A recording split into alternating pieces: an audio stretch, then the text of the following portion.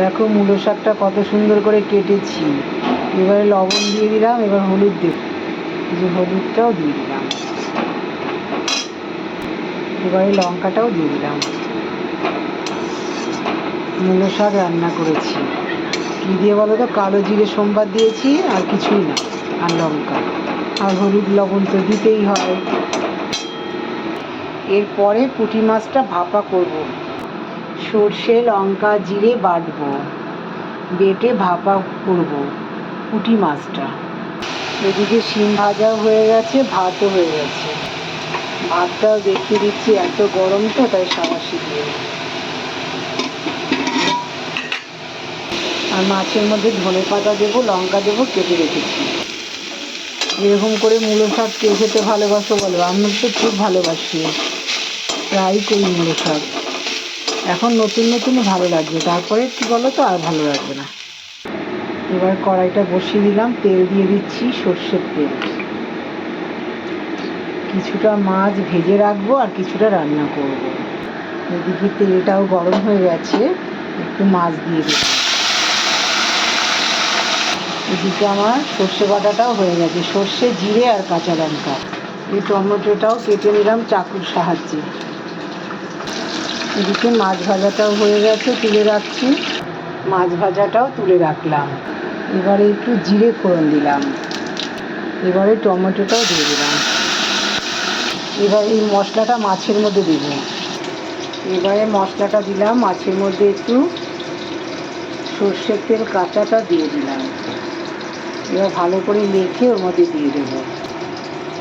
সাবাসি দিয়ে ধরে রয়েছি, এই খুন্তিটা দিয়ে ভালো করে নাড়াচাড়া করে এবার কড়াইয়ের মধ্যে ঢেলে দেবো। তাহলে একটু দেখতে থাকো, এক্ষুনি হয়ে যাবে।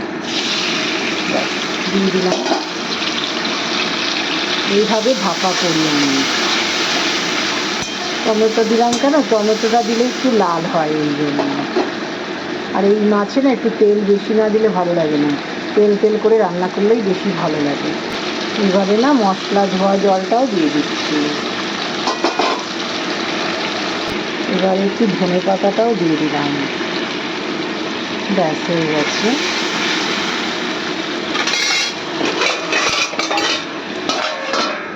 এবার একটু দমে থাকলেই হয়ে যাবে। এবার ঢাকনাটা খুলে রাখবো, ব্যাস। দেখো খুব সুন্দর হয়েছে,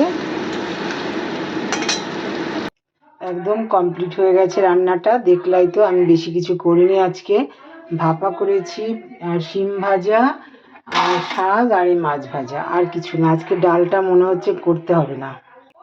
তাহলে এইটুকুই আজকে শিপ্রা দিদির রান্না। দেখো মাছগুলো খুব একটা বড়ও না, একেবারে ছোটও না, মিডিয়াম সাইজের। আর কালকে ডাল বাটা রয়েছে, একটু পেঁয়াজি করে নেব, পেঁয়াজ আর লঙ্কা কুচি আর ধনে পাতা দিয়ে। তেলটাও গরম হয়ে গেছে, এখন একটা একটা করে দিয়ে দিচ্ছি। পেঁয়াজি ভাজছি, কালকের ডালটা বাটা ছিল, কালকে ফুলকপি ভেজেছিলাম, অতটা তো লাগেনি, ওই জন্য।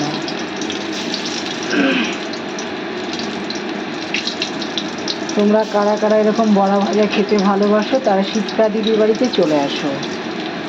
শিপ্রা দিদি না মাছ খেতে পারে না, অত মাছ রান্না করলে কি হবে। শিপ্রা দিদি এইসবই খায়, বড়া খায়, তারপরে বেগুনি খায়। আমি তেমন কিছু খেতে পারি না, কোনো মাছের আইটেম আমি খেতে ভালোবাসি না, আবার নিরামিষও পারি না। এক পিঠ হয়ে গেছে, এখন উল্টে দিচ্ছি। কি বলতো, আমি একটু বেশি করে তেল দিই, তাড়াতাড়ি হয়ে যায়। আমি একটু তেল বেশি লাগে আমার, আমি অল্প তেলে কিছুই পারি না।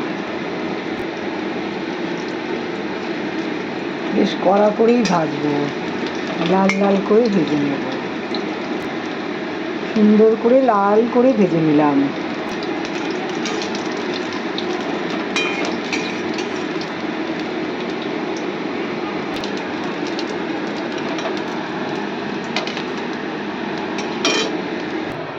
একদম ভাজা কমপ্লিট হয়ে গেছে, আমার রান্নাটাও একদম কমপ্লিট।